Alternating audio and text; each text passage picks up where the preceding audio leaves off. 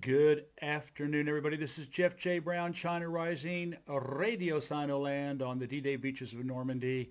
Please make a donation to fundraiser, Patreon, or what's the other one? Fundraiser, Patreon, or PayPal. It's on this page. It's in the YouTube description and the SoundCloud description. Even $1. Whatever you can do, I'd really appreciate it. Thank you. All right, this is a funny one. It's just kind of a personal anecdote, and I just had to write about it because it was such an amazing experience. I found 35,000 emails in a Yahoo account going back to 2015. A veritable treasure trove time capsule. What would you do? This was my solution. Pictured above my reaction when I found out I had 35,000 emails that I never saw and responded to. Here we go. When we moved back to China in 2010, my wife and I already had our @brownlonghua.com emails for many years. I don't even remember doing it, but apparently in 2011, I created a Yahoo Mail account, probably needed to register for a service or some such. It would appear they were being forwarded to my jeff@brownlonghua.com account in sight unseen. I forgot about it. For some reason, probably an update in Yahoo that I did not even know about, all the messages quit being forwarded and began to pile up. And little did I know, pile up they did.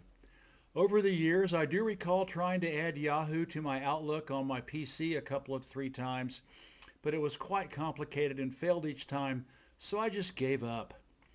When we moved from China to Thailand last fall, I installed Outlook on my mobile phone since we still have Office 365 Business Essentials from our Chinese company, Professor Brown's School, even though now I'm retired, since July 1st. In doing so, it asked me if I wanted to add any other email accounts, and like an atavistic leap from my electronic past, I thought of my Yahoo account. I adapt Outlook like a database, recording all kinds of stuff using the notes section in contact files.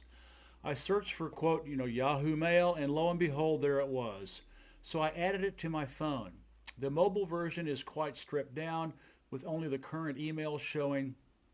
Therefore, I didn't give it much thought since I was seeing mostly notices about Facebook, Twitter, LinkedIn, and a couple of Yahoo groups I had joined years ago, focusing instead on my 25 to 50 emails that I get every day on my usual email account. Since getting to France last month, Microsoft had a huge update for Windows and Edge, and it mentioned syncing Outlook into a seamless whole. Okay, why not? Again, fate from my deep memory was tempting me when it asked if I'd like to add other email accounts, this time on my laptop, to my Outlook account. Thus, I added the Yahoo email, and with all the updates and improvements over the years, it did so without a fuss. On my laptop screen, I glanced at it below my other email addresses that I use, the @44days.net. And I did a half-scared, half-disbelieving double and triple take. The inbox was bursting with 35,000 emails. I thought it was like some kind of bad e-joke and hesitated a moment as I double-clicked on the, quote, inbox button. Holy moly! Jeez Louise! What the fug? I began to repeatedly click on the page down, and no shit, Sherlock. They kept going and going. Still not believing the obvious, I impatiently grabbed the elevator button with my mouse cursor and drug it all the way to the bottom, which took some time. And so it goes. I was looking at messages that had been sent to me dating back to 2015 when we were living in Beijing. My head began spinning and my heart was palpitating. By default, they were listed by date. So to group them by sender, I sorted them by from.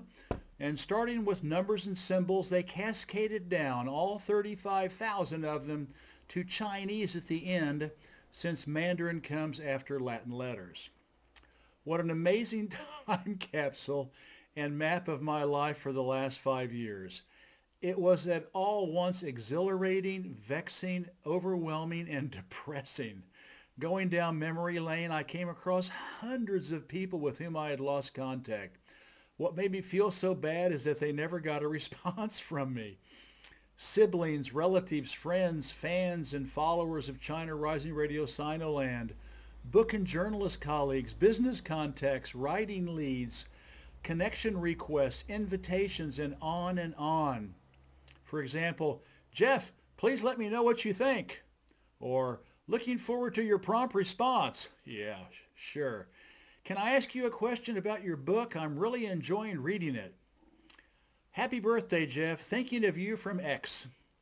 I found an article on your blog about X intriguing, and wanted to ask you for some recommended reading. Jeff, X would like to join your network. Please click here to accept. On and on and on, several thousand of them, and they never heard back from me. I was totally devastated because people who know me will tell you that I almost always respond to their emails. Even strangers who comment about my work, including the angry ones who tell me to go F myself, I always politely reply.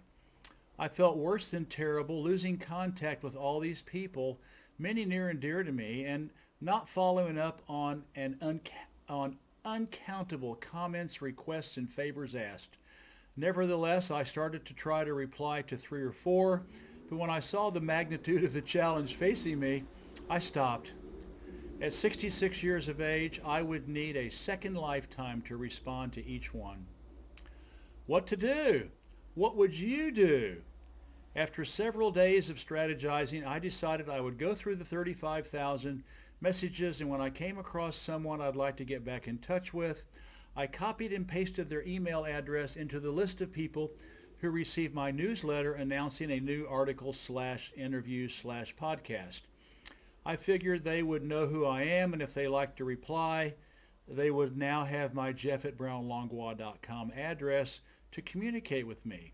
Incredibly, it took me about 3 full days of work to do all that. Find, copy, paste. Find, copy, paste. Find, copy, paste. It was exhausting and nerve-wracking, but I finally got through A to Z and then all the Chinese contacts. In closing, do you remember all those emails you sent me and I never got back? You thought I was a rude, uncaring, uppity asshole? Well, now you know why, and I humbly apologize for what happened. If you reply back, I promise you will get a relieved response and hope that we can stay in touch in the future. My Yahoo mail account inbox is officially empty, and I hope it stays that way. What a weird, once-in-a-lifetime experience. At least I hope only once. This is Jeff J. Brown, China Rising Radio Sinoland, signing out. Bye-bye.